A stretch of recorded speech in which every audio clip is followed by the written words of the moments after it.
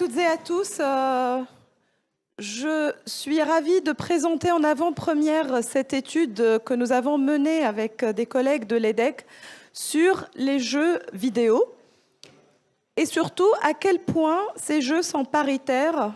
On peut aussi poser la question à quel point ces jeux sont sexistes, à quel point ces jeux déforment l'image des femmes, mais des hommes aussi. Alors pourquoi s'intéresser aux jeux vidéo rapidement ? Parce que les jeux vidéo, c'est vraiment parmi aujourd'hui les médias les plus influents.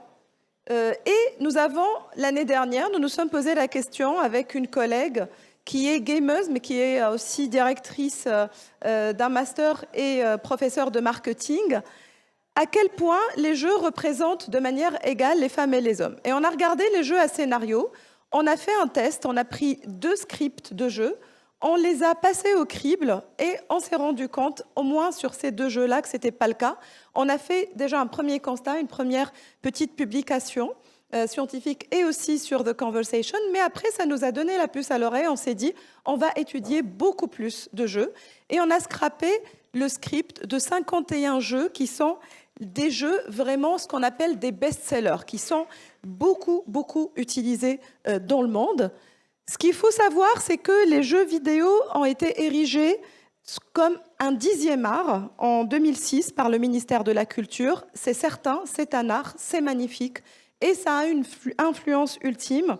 Aujourd'hui, ce produit culturel dépasse largement toutes les autres productions en termes d'audience, de chiffre d'affaires, de production, aussi bien le cinéma, la télévision, la musique. En 2023, on sait que aujourd'hui, au moins, il y a 3,3 milliards de personnes sur la planète. Selon des dernières projections qui viennent de sortir, c'est même plus, c'est 3,75, ce qui fait qu'aujourd'hui, on estime à 47% des personnes du monde entier qui jouent aux jeux vidéo. Donc, ça a une influence sur nos représentations, sur nos comportements. Et bien sûr, ça va pas uniquement dans l'univers de jeu, tout ça va toucher l'entreprise, va toucher l'école. Et on a regardé aussi, est-ce que les femmes jouent autant que les hommes ? On a tendance à penser que non. La réponse est oui. Et on regarde selon les tranches d'âge, c'est la même chose. Ça, ce sont pas nos statistiques, ce sont des études Statista, ce qui montre que ce ne sont pas des jeux faits pour les hommes. Enfin, ce sont des jeux pour les femmes et les hommes, mais surtout, ce sont des jeux qui influencent la société. Et il n'est plus acceptable aujourd'hui d'avoir des jeux qui sont sexistes ou non paritaires. Alors, ce qu'on peut déjà observer, c'est que l'industrie du jeu vidéo met déjà surtout en valeur les joueurs. Alors qu'on vient de le voir, les joueuses jouent aussi autant presque que les joueurs. Les développeurs sont beaucoup plus nombreux que les développeuses. Ça peut nous donner une indication de pourquoi, justement, il y a un male gaze dans ces jeux vidéo, un regard masculin. Mais aussi, quand on regarde les personnages maintenant, et c'est ça l'intérêt de notre étude, c'est comment on perçoit les personnages, on voit que les personnages féminins sont regardés différents. Elles ont souvent des rôles passifs ou moins importants, moins inspirants. Donc la question qu'on s'est posée, c'est est-ce que vraiment les jeux vidéo sont sexistes ? Qu'est-ce qu'on a fait ? On a fait la même chose qu'on a testé l'année dernière sur 2 jeux. On a pris 51 jeux parmi les plus vendus, ce que je disais. On a regardé les scripts, on les a analysés un par un. On a téléchargé des scripts entre 91 et 2022 pour voir s'il y a une évolution positive. Et surtout, on a décidé de leur appliquer un test. Je ne sais pas si des personnes dans la salle ont déjà entendu parler du test de Bechdel, qui existe depuis les années 70 pour évaluer les œuvres cinématographiques, que ce soit des séries et des films essentiellement, avec 3 questions où on se dit est-ce qu'elles passent le test ou pas. Nous, avec les jeux vidéo, on a posé plus exactement 5 questions. La première, est-ce qu'il y a autant de personnages féminins que de personnages masculins qui parlent, parce qu'on peut les trouver, mais qui n'ont pas de rôle. Deuxièmement, est-ce qu'il y a autant de personnages féminins que de personnages masculins nommés? C'est-à-dire, ils ont une existence légitime, on les reconnaît. Ce ne sont pas justement des décors qui, de temps en temps, disent un mot. Troisième question, les personnages féminins et masculins ont-ils un temps de parole équivalent? Quatrième question, peut-on incarner autant de personnages féminins que masculins? Pour les gamers et les gameuses, vous savez que dans les jeux à scénario et ce qu'on appelle les role-playing games, on peut incarner un joueur ou une joueuse. Et donc, la question s'est posée. Cinquième question concerne les métiers et les statuts de ces personnages. Est-ce qu'ils sont attribués vraiment de manière équivalente entre les personnages féminins et les personnages masculins? Alors, je ne vais pas garder le suspense longtemps. Je vais commencer par donner des réponses question par question. Alors, le graphique parle de lui-même. Quand on regarde la répartition des personnages féminins et masculins, ça n'a rien à voir avec ce qui existe sur la planète, puisque, comme vous le savez toutes, ce n'est pas un scoop. Nous sommes, les femmes, nous composons 50% des personnes qui sont sur cette planète. Et dans les jeux vidéo, ce n'est pas le cas. Ça se réduit à 20%. Les personnages féminins fondent. Alors, on regarde aussi l'évolution. Alors, il y a une petite évolution, mais on ne peut pas dire que vraiment une évolution très énorme. Et donc, il y a énormément de choses à faire. Il y a donc la réponse pour le test, c'est non. Pour les 51 jeux, parce que là, ce que vous voyez, c'est une moyenne pour les 51 scripts, mais quand on passe au crible jeu par jeu, la réponse est non. Alors, il y a un best et worst, on a tenu à les mettre, mais bon, c'est histoire d'eux. L'idée, c'est pas de stigmatiser des jeux, mais voilà, celui où il y a le plus de personnages féminins, c'est celui qui se retrouve avec 48%, et celui qui est le pire, c'est Assassin's Creed, où c'est 4% uniquement de personnages féminins. Donc là, on est vraiment dans une planète où les femmes disparaissent. Deuxième question. Est-ce qu'il y a autant de personnages féminins masculins nommés? La réponse est non. On est à 24% de personnages nommés. Les femmes sont invisibilisées, voilà, pour ainsi dire. Alors, il y a une chose positive, c'est que là, il y a 2 jeux qui passent le test. 2 sur 51. Donc, il y a quand même une légère croissance, un accroissement de la proportion des femmes nommées qui parlent dans le jeu, mais on n'est pas encore à une parité, loin s'en faut. Alors, nous avons un jeu qui tire quand même son épingle du jeu avec 55% des personnages féminins nommés, mais toujours un qui est très, très, très, très mauvais sur ce même test, c'est Assassin's Creed, avec 6% des femmes qui parlent, qui sont nommées. Alors, je continue parce qu'il faut qu'on fasse le plus rapidement possible. Alors, est-ce que les femmes et les hommes les personnages, féminins et masculins ont un temps de parole égal, équivalent? Alors, la réponse, c'est encore non. Et là, c'est pour 46 jeux sur 51. Et quand on regarde la moyenne, on est à 21% de temps de parole qui est accordé aux personnages féminins. Donc, elles n'ont pas la voix qui porte, elles n'ont pas la même existence. C'est dommage vraiment pour ces personnages féminins. On espère quand même que ce n'est pas le même sort pour les femmes dans la société, mais ce qu'on vient d'écouter là, malheureusement, nous montre le contraire. Alors, je continue avec...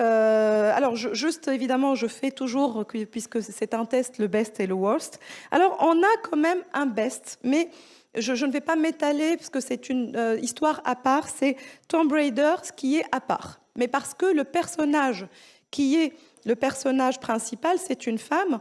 Et juste pour l'histoire, ça n'a pas été choisi parce que c'est une femme, parce qu'à l'époque, quand ils ont écrit le scénario, ça devait être un personnage masculin. Ils ont changé au dernier moment parce qu'ils avaient peur d'être accusés de plagiat par rapport à une autre œuvre cinématographique. Donc, ils ont glissé une femme, ça leur a sauvé la peau, et c'est comme ça qu'on se retrouve avec une femme qui parle plus que les hommes, et sinon, ça aurait été un homme. Merci, la peur du plagiat.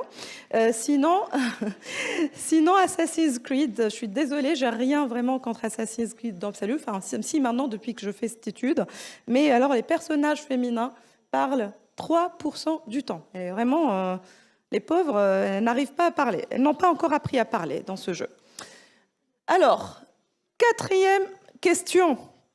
Peut-on incarner autant de personnages féminins que masculins?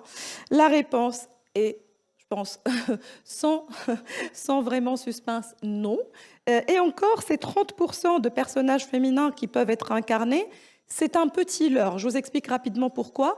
Parce que, en fait, parfois, maintenant, on trouve dans certains jeux un personnage qui est playable, qui est jouable, mais pas sur tout scénario de jeu, pendant 2-3 minutes. Mais on l'a mis quand même comme oui, c'est-à-dire il a coché la case oui, on a mis... La prochaine question, ça sera, est-ce qu'on peut l'incarner autant de temps? Et là, on serait encore plus faible que 30%. Mais voilà, encore une fois, il y a, pour cette question-là, 33 jeux qui arrivent à passer le test. Il y en a quand même où ce n'est pas le cas. C'est ça aussi qu'il faut retenir. Maintenant, comment se représentent les femmes aussi? C'est intéressant de voir quel métier, quel statut les femmes ont. Est-ce que c'est équivalent? Elles peuvent être ce qu'elles veulent et ils peuvent être ce qu'ils veulent, ces personnages féminins et masculins? Non, on leur applique les stéréotypes qu'on a dans la société. Il faut que chacun reste dans son rôle, s'il vous plaît. Donc, les hommes, où est-ce qu'ils sont, à votre avis? C'est des guerriers. C'est des guerriers, c'est des chars à canon, malheureusement pour eux. Je suis vraiment pas contente pour les hommes. Pour ça, je ne me mettrai pas forcément à cette place, mais j'aimerais que chacun puisse prendre, et chacune, la place qu'il a envie. Si une femme a envie d'être guerrière, qu'elle le soit. Mais non, c'est en particulier les hommes. 55% des hommes doivent aller à la guerre. Bon, voilà, c'est rien de nouveau. Les femmes, quand même, elles commencent à être guerrières aussi, mais second rôle, 25%. Quand on est dans le surnaturel, alors là, il y a plus de femmes. Il y a plus de femmes diaboliques, plus de femmes qui magiciennes, sorcières. Incroyable. Heureusement qu'il n'y a plus la chasse aux sorcières aujourd'hui, sinon, voilà, on aurait de grands procès. Alors, leader, il y a chez les masculins, les personnages masculins, chez les femmes, les leaders n'existent pas. Alors, moi qui fais des cours de leadership à l'EDEC, je m'inquiète, je me dis, il va falloir que j'aille faire des cours de leadership. Je leur explique que le leadership n'est pas une question de femmes ou d'hommes. Bon, j'irai les voir, et gratuitement, sans problème. En tout cas, aujourd'hui, les leaders n'existent pas quand il s'agit de personnages féminins dans les jeux vidéo. Alors, les personnages subalternes, par contre, ça existe. Alors, qu'est-ce que les personnages subalternes? Ça veut dire une courtisane, une prostituée, la femme de... Voilà, toutes celles qui n'existent pas par elles-mêmes et qui sont et qui n'ont pas de voix. Ça existe énormément, 11%. L'aristocratie, bon, il y a des femmes, mais il faut bien qu'il y ait des femmes d'eux dans l'aristocratie. Et voilà, je continue pas jusqu'au bout, mais ce que je voulais vous montrer, c'est que les métiers, les statuts sont très stéréotypés. Et maintenant, quelques questions rapidement avant que je passe la main et le micro. Si on appliquait ces questions au monde professionnel, tic-tac, qu'est-ce que ça va donner? Les mêmes questions. On ne va pas y répondre parce que je n'ai pas encore fait l'étude, il y en a d'autres qui l'ont faite pour moi, mais chacune et chacun d'entre vous, quand je pose cette question, ferme les yeux si vous le souhaitez et se dit, est-ce que nos entreprises passent le test? Je ne pense pas. Mais allons-y. Y a-t-il autant de femmes et d'hommes qui s'expriment, ont de l'influence dans nos entreprises aujourd'hui? Moi, en tout cas, selon ce que j'observe, non. Y a-t-il autant de femmes et d'hommes qui sont reconnus, qui sont visibilisés, qui sont nommés, qui ont une voix dans une entreprise? Malheureusement, bien sûr, je ne suis pas en train de dire non partout, mais en majorité, non. Troisième question, est-ce que les femmes et les hommes ont un temps de parole équivalent pendant les réunions, pendant la vie des entreprises? Est-ce que leur voix pèse de manière minoritaire et marginale, je pense? Peut-on incarner tous les rôles? Est-ce qu'on trouve de manière équivalente des femmes à tous les niveaux des entreprises, dans tous les secteurs, réparties de manière égale? Souvent, on trouve 50% dans des entreprises, tous salariés, Par contre, plus on monte, plus ça se raréfie. Ça s'appelle le plafond de verre.